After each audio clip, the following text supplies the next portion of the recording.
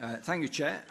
Thank you very much for the report and your presentation. I think everyone in the room knows that yesterday the French Environment Minister, Nicolas Hulot, resigned. And he gave 3 reasons why he'd resigned.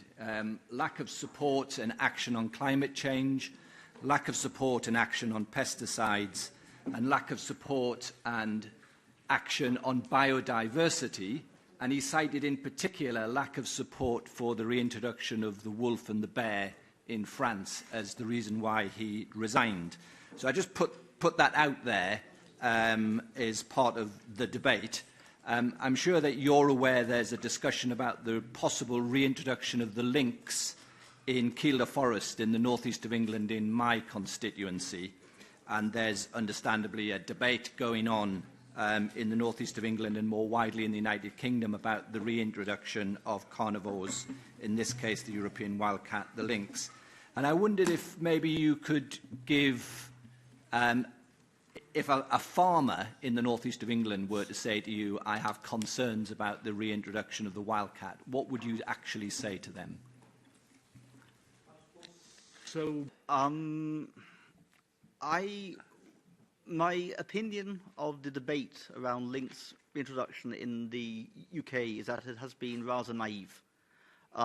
It has been a debate led by an NGO, as opposed to a debate led by government agencies.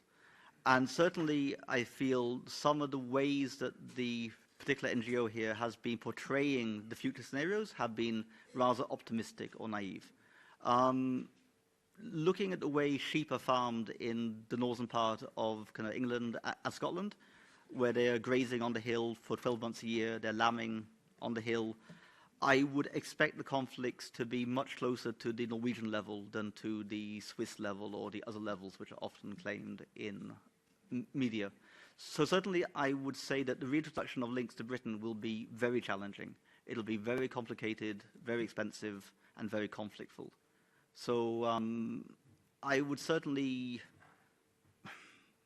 say that it needs to be seriously looked at by government agencies, and that a lynx reintroduction to any country is not something an NGO can ever take a lead on.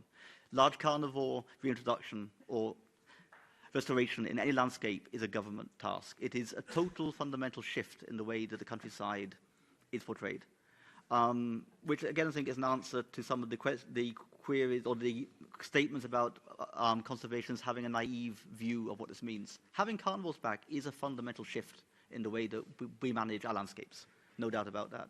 And certainly Britain needs to be aware of that. It's not something you add on.